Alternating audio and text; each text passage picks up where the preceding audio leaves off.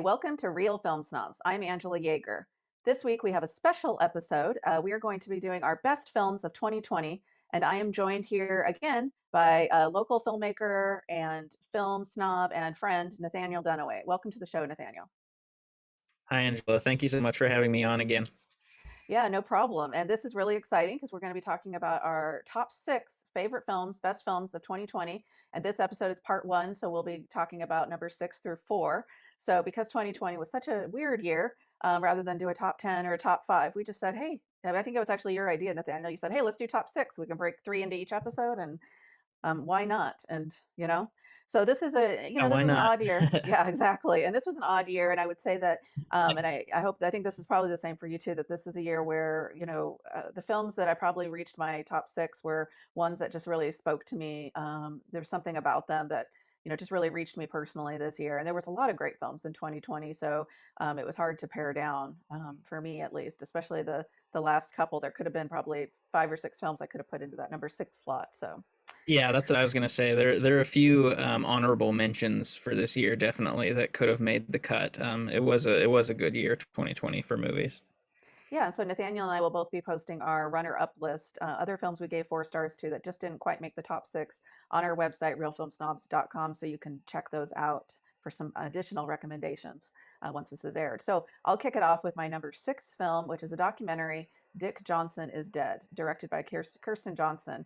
Um, Director Kirsten Johnson is dealing with the impending or possible death of her father, who she is extremely close to. He's her best friend in life.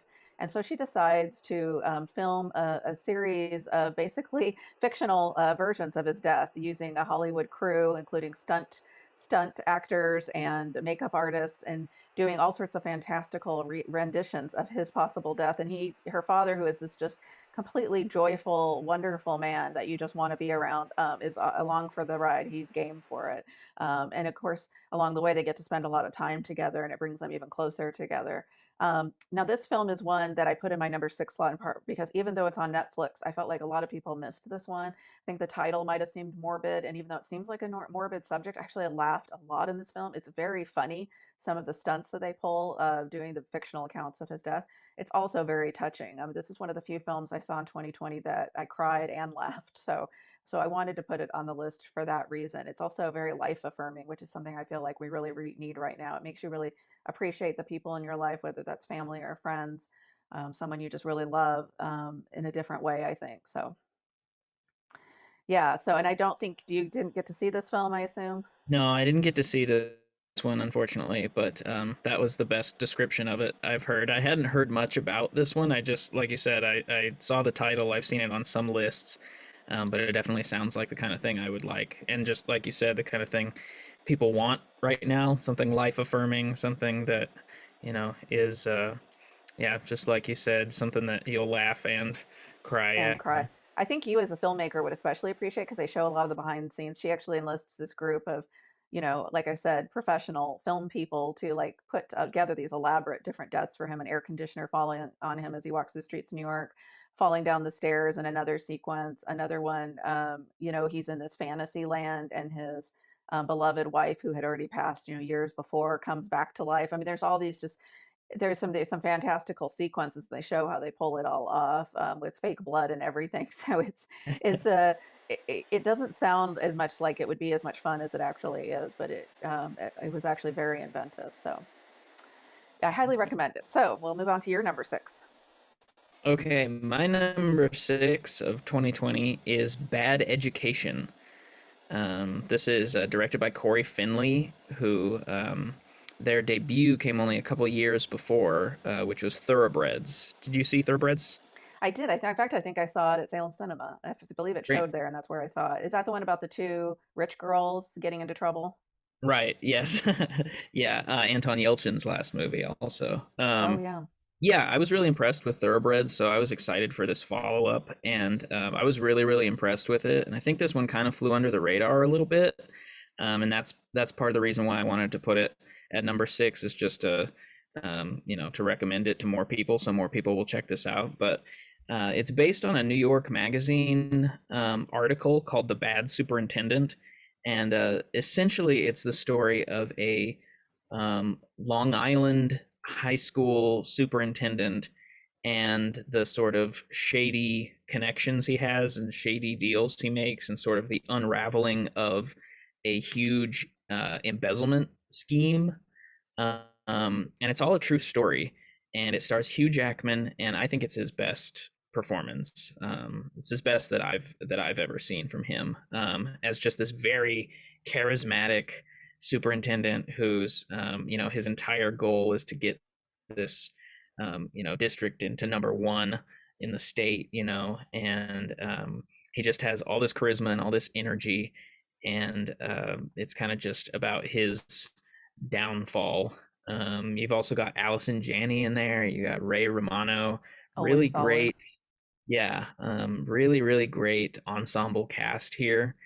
And it's also a great movie just about journalism, but like from a high school newspaper perspective. It essentially Hugh Jackman inadvertently, encourages this high school reporter to dig deeper on her stories, and she does, but the story that she digs deeper on has to do with she's essentially following the money for this high school's budget, and from there it becomes very much all the president's men, but set in a high school. So Be careful what you wish for, right? right, yeah, exactly. But yeah, I was really impressed with this movie, and I think more people should check it out. It's on HBO Max, so yeah. Yeah, it's funny, and I will definitely check it out now because I saw it on HBO Max and I thought, oh, well, maybe that looks interesting. But Hugh Jackman, not a great track record there, and I didn't really know what it was about. But hearing you describe it, it sounds right up my alley. I was a high school journalist. I was the co-editor of my high school paper, and so that just sounds like something I would actually really love. And Hugh Jackman can act well. It's just that there's so much. He's just done so many films that are just not great, in my opinion. So yeah, I wonder, the topic or if it's the name of it flew under the radar or something, but this definitely sounds like one to check out. Yeah, definitely. And the actors that he has to work with, like I said, just a great ensemble. He has some really, really. I mean, it's the dark comedy essentially. It's the some of the scenes he has with Ray Romano in particular are very funny. Same with Allison Janney. This movie gives Allison Janney a lot to do, which unfortunately you can't say about very many movies. That's true. She So often just gets like small character, not even good character actor pieces, very small roles. So, and Ray yeah. Romano is becoming, I think he's almost underappreciated as a great character actor. So, I remember that film he did. Now that I'm mentioning it, I'm spacing on the name of it, but with Holly Hunter, where they were the parents and the girl was in the coma, like Oh, girlfriend. What is it called? right. The Big Sick. It was called The The Big Big Sick, and Sick. I thought Ray Romano was in Holly Hunter, and I thought, oh, how is he going to hold a candle to her? Because Holly Hunter is this amazing Oscar-winning actress, and they were great together. They were my favorite part of the movie, Yeah. in fact, way more than the main couple. And so, and I just thought he was terrific. I had no idea that he had those, that capability coming from Everybody Loves Raymond. So yeah, I'm starting to get more excited when I see him in films now. So yeah, great, great one. I'm definitely going to check it Mhm. out now. So thanks for the recommendation. So my number five movie is Minari, and this is a movie that has received a lot of attention this year and been nominated for a lot of awards, and I think justly so. This one, came at a really good time where I really needed to watch something that was a little, again, another one that's I think pretty life affirming. Although the family goes through some hardships in the movie, making the transition, they move from California to Arkansas to try to make a better life for themselves. The father, played by Stephen Yoon, is has the dream of, tilling the land and becoming a farmer and making it on his own. And it's really the American dream in a way, but through the eyes of this, Korean immigrant family. And their grandma ends up moving in with them, and she brings in a whole other element of almost comedic relief at times with her dynamic with the grandson, but also just a whole other character in the movie. And so she is nominated for an Academy Award, as is Stephen Yoon. But really, it's an ensemble cast, I think, and the whole cast is fantastic, and even the smaller characters of the townspeople, I think, are really well cast. One of the things I really liked about this movie, and there's two on my list, on my top six this year that are like this, is that it portrays people that live in rural areas in a positive way. Arkansas has its problems, I'm sure, but this portrays some people that are really actually pretty accepting of this family, maybe a little curious, maybe don't always know the right things to say. There's a particular scene with the kids at a party, and then one of the kids asks something about the other kids. Why does your face look like that type of thing? Something that's really inappropriate. But then they end up becoming friends. And so I just liked some of that aspect of the film, and it's also gorgeously shot. So did you get a chance to see this one? I did, yes. Yeah, this is a great movie. Like you said, yeah, it's really nice to look at. But yeah, just a really great story about a family and about trying to, acclimate to this new environment. And you're right, a really rounded portrayal of rural people and of tight knit communities. Because you both have this element of they're coming from California to this small town. They're outsiders already, but added to that they're Korean immigrants. And that they speak Hmm. Korean, and that they're very much outsiders, but the ways in which they sort of become a part of the community is very life affirming. It's nice to see in a movie these days, this kind of Hmm. story. So yeah, definitely the kind of movie that we need right now. Yeah, and I believe, and I think that you mentioned this to me at some point, but maybe that it's actually based on the director's actual life. So he actually did grow up in a small town and in the South or in Arkansas, and so I, appreciate that authenticity of it too. It's not just some romanticized vision. So, this really happened to him, or at least in some regards, it did. So, yeah, I think it's just a really a great film, and I can see why it's getting so much acclaim this year. We need more stories like this in general. We need people telling different types of stories because we've had so much of the same thing in Hollywood for a really long time. Yeah. And you can really feel that with this, that it's not only that it is a new kind of story that's being told, but that it is a personal story. And so I think that combination is really powerful. Yeah, definitely. Okay. All right, my number five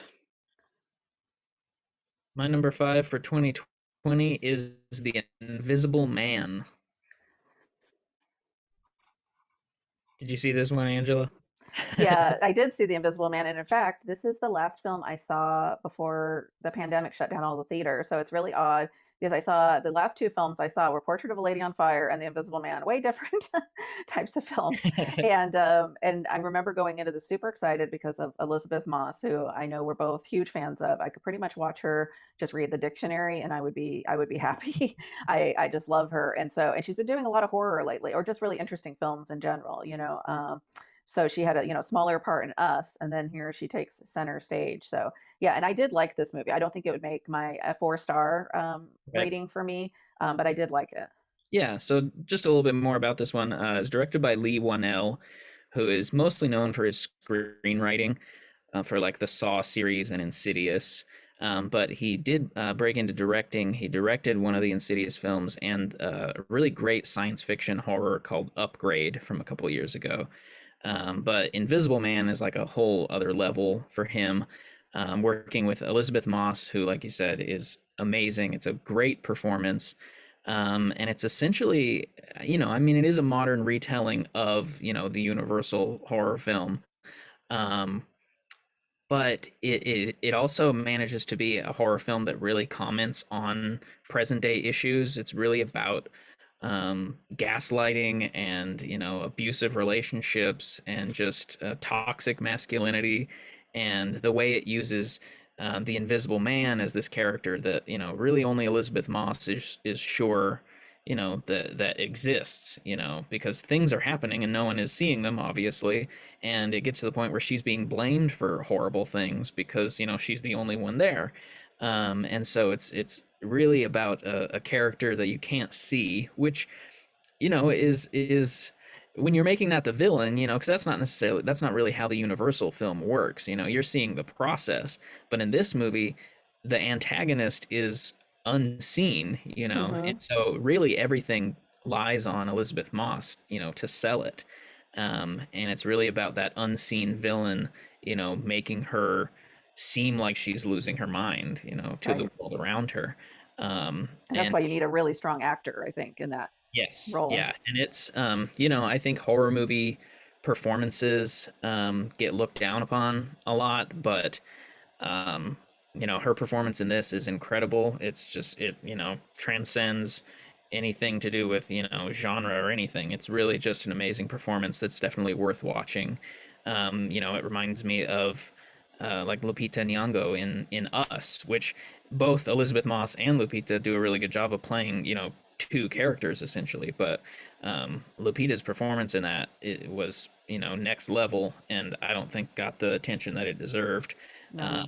and unfortunately, that happens a lot with horror films. And you know me, there had to be at least one One horror. horror film at the very least, and I even thought maybe it'll be two, because Yeah, I know you love horror, and so probably even more than I do. Although I actually do really love all genres of film, as long as they're good. I think horror is one of right. the hardest ones to do in a way to make a good one because there's so many of them, right? And so many of them Mhm. borrow from tropes from other ones, and so that was my biggest issue with Invisible Man is as I was watching it, particularly the element of like abuse and that element of the abusive relationship reminded me a lot of Soderbergh's Unsane, which I thought was maybe a little bit more inventive and interesting as a film than this one.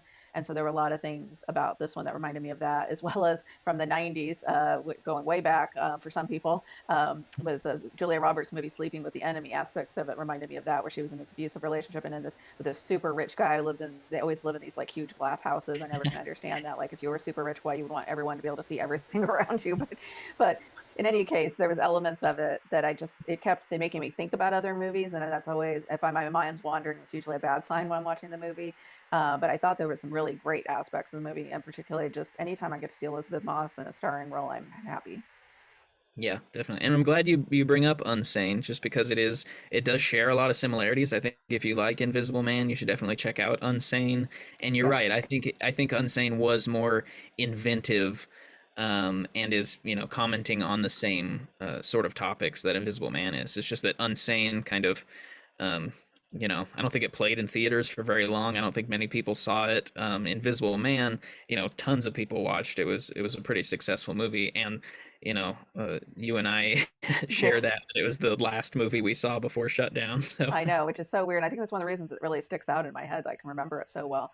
But yeah, I think Unsane is one people should check out for sure because it's the same sort of themes, but done in Steven Soderbergh style with an iPhone, and he really captures that claustrophobic environment of the mental hospital she's in, and that idea that the woman is not being believed. That's really what it comes down to, In the Invisible Man, it's the same themes. Like nobody believes her, and as you said, they start to blame her. It's like victim blaming. So I think they're both really clever in what they do with those themes. So we'll move on to my number four film, which is actually one of the first films I watched post pandemic, but via virtual screenings thanks to Salem Cinema. And this one is Sorry I Missed You by, in my opinion, one of the master British filmmakers, Ken Loach. Ken has been working for a long time. He was born in 1936, so he's been around a while. So appreciate him while he's still around. He is considered one of the masters of the British social realism movement. That also includes directors such as Mike Leigh. Unlike Mike Leigh, Ken Loach has really stayed within the confines of British social realism and class type of genre in his films. And despite that, doesn't seem to ever make a boring movie. His debut film, Kess, which is about a young boy and a pet hawk, which really exposed some of the issues of the British class system in terms of schools and the young boy who is bullied. And then he did I, Daniel Blake, which is another great film about a man navigating the welfare system. Wind That Shakes the Barley, another great film, which is about the IRA and the Irish. And then Sorry I Missed You, this one, which I just really took me by surprise. It's about a family where the two parents are both making their living on the gig economy. The father as a delivery driver, and the mother doing sort of like nursing care, going to people's homes, people with disabilities or older people to help them and working round the clock to try to make ends meet and what it ends up eventually doing in terms of ripping the family apart. It's very hard to watch at times because it feels extremely realistic to our current situation of so many people working in the gig economy and working endless amounts of hours to make ends meet without benefits or without and really just living hand to mouth.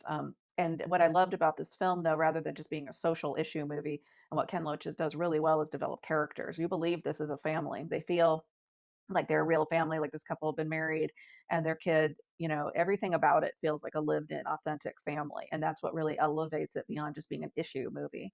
So I can't say enough about this movie. It's available on multiple streaming platforms now. So please check it out. If you can. And it really, I already was aware of the issues with gig economy workers, but this movie really brought it home and personalized it in a way that I thought was really meaningful. yeah, I didn't get a chance to see this one. Actually, Ken Loach is kind of a blind spot for me as a as a film lover. His stuff has been recommended a lot, and I have seen Wind That Shakes the Barley and really liked that. So I need to check out more of his stuff. And this sounds like something that, you just don't see many things commenting on that, gig economy No. theme, lately, even though that's such a huge part of so many people's lives, and their livelihoods these days. So yeah, this one sounds really good. Yeah, I really do recommend it and checking out his other work as well. So, yeah. So you're number four. Exciting. My number four is My Octopus Teacher. This is a movie that I saw a few people recommending on Twitter last summer and checked it out, and I was pretty blown away by it. And I started recommending it to, you know, as many people as I could, basically, because it seemed like this movie was really kind of flying under the radar. Now at this point, as we're recording this, it's like won the BAFTA for best documentary and is nominated for the Oscar for documentary feature. So it's getting a lot more attention now, but which I'm glad about. But when I first saw it, I was like, aside from that one other person on Twitter, I was like, I feel like no one has seen this movie. And it's a really touching movie. It's about this filmmaker who is sort of going through a midlife crisis, basically, and starts, diving every day, going diving out in the ocean. It's off the coast of Australia, and he starts exploring this kelp forest. And it's this really unique habitat, the kelp forest, the kind of animals that live there and the kind of things that go on there. And one day something catches his attention. It's this very strange formation of like shells and rocks Mm-hmm. and things, and it looks like this weird art piece that's just like sitting at the on the ocean floor. And then it moves, it darts away, and it's an octopus that has like covered itself in objects it's picked up, and he has no idea why it did this. He tries researching it, and like no one's really written anything about why an octopus would have done that. So he gets really interested in this octopus and starts, basically starts documenting its behavior every day. And the octopus gets used to him, and the movie really becomes about the bond that this guy has with this animal, and just following it for a year, I think. And it's a really powerful movie, just about our connection with nature, our responsibility to animals and to the ocean. And yeah, I just thought it was a really powerful, kind of a very emotional, very suspenseful at times, so be prepared for that. But just a really touching movie, and really life affirming, like some of the ones we've mentioned already, just life affirming. Yeah, and I think necessary for our times right now with the climate crisis. We need to be exposed to things like this more, where we are realizing the fragility in some ways of the ecosystem and our role in protecting it. What I really liked about this movie, I did not give it 4 stars, but what I liked about it is that he goes back to the same exact spot in the ocean, in this kelp forest, every single day for a year. And because of that, it's like hyper localism. Usually when you think of the ocean, you think this vast area, that when other movies, especially nature docs that I've seen, they're often, exploring, these I've seen movies about the coral reefs, for instance, disappearing, and I've seen a lot of environmental docs over the years. And to a certain degree, you feel like, oh, they follow a certain formula of, making you aware of an issue, and then you get really upset, and then you, you kind of feel like, humans are the worst, And so, and to a certain degree, I still felt that way with this one. But what I really liked is because he went to this very specific area every day, he gets to know, it's like knowing your neighborhood or something. He gets to know this one specific region. He knows there's this one shark that's always kind of like stalking the octopus, and he knows about the octopus and its different, like basically beds or homes it has where it kind of hides and how it protects itself. He knows more and more about the landscape and the plants and the geography, everything about that specific ecosystem. And so I really appreciated that aspect of it. And of course, there's amazing photography. I also learned that I know next to nothing until I saw this movie about octopuses. And so, not that I thought, oh, I know a lot, but I realized how much I didn't know and how intelligent they are, and how just just amazingly intelligent. The amount of things that he finds out too, just from getting to know this one animal, I think is, reminds me of the relationship we have in a way with our pets, and not in a demeaning way, but like once you get to know an animal, you really realize it just really expands your knowledge of the animal, of the amazing intelligence and capability of animals. Right. And Yeah. so, And if you think that an octopus is an animal that can't have a personality, then this movie will probably change that perception. yeah, definitely it made me never want to eat octopus again. Although I have to say, I've only ate it once in my life anyway, so it's not like something I like to, Right. dine on frequently, but it made me feel like, oh, like it really, yeah, you really did get the sense of the intelligence and scope of this animal. The thing that I liked less about the movie was the actual guy, the guy who, the filmmaker, he's not the filmmaker who made this movie, but he's a filmmaker, the one that's diving every day. Some of the areas where he's pontificating about, he was basically sort of having a midlife crisis when this happened, and he feels like the nature's healing him, and some of that like woo woo stuff I could have used less of for my taste. But I think people will really appreciate this. And like you said, one of the things really, and I've done this rant so much on this show, people are probably sick of it, a lot of these streaming services, but I think Netflix is one of the worst offenders of this. They pick up these fantastic movies that they either develop themselves or buy at film festivals.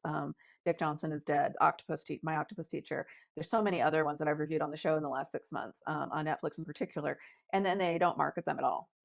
And so a lot of these films, if it wasn't for the fact like people like you and me are following other film people on Twitter or reading articles and different cinema types of websites, that's where I find a lot of my information. I'm reading up on things or reading what won at the Cannes Film Festival. That's how I saw about Sorry I Missed You. Was that it won a major award at the Cannes Film Festival because no one is marketing these movies really. And Right. so, and particularly for Netflix, it's shameful because it's one thing if it's a small indie studio that can't afford to do a big marketing push, but they have the money, but they choose to keep marketing Bridgerton for the 2 millionth time, right? So give these movies a little bit more of a push and a chance for people to find them, because I think both of the ones we've talked about that are both documentaries, I think could have found a bigger audience. And luckily, because My Octopus Teacher was nominated for an Oscar, I think more people are finding it. Unfortunately, Dick Johnson is Dead, which won a lot of awards up until the Oscars, but then didn't get nominated for Best Uh, Documentary, which I was really sad about. Maybe it hasn't been seen as by as many people, but I still think it's important. So yeah. So I think, let's see, do we have any more films? Try to see. I think that's it. So we have our top three coming up, and then you'll get to see even more of our picks. And I think that I really appreciate you joining me again on the show, Nathaniel. I really appreciate your picks, and it's fun to have a different perspective because I had no idea what was going to be on your list going in. It could have been like just anything, because we don't yeah. talk every day or anything, so I don't know what films you're watching. So it was a big surprise. We both had a documentary and a foreign film, so we had like some good horror films, so some good, pretty good mix there. Yeah, good variety. Yeah, it's great to be on again, Angela. Thank you. Yeah, thank you, Nathaniel. So, as always, you can check out our reviews on our website at realfilmsnobs.com. We're on Twitter and on Facebook. You can check us out on CC Media in Salem, Scan TV in Silverton, Corvallis Access Media, KMUZ Radio in Salem, and also now KMWV Radio in the greater Salem area, which is we're added to that station. And as always, I'd like to thank our fantastic crew in absentia and Brad Wortman for taping us here on the show, our fantastic sponsors, and of course, my wonderful guest host, Nathaniel Dunaway, for joining me. Thank you for watching. Have a great day and great movies.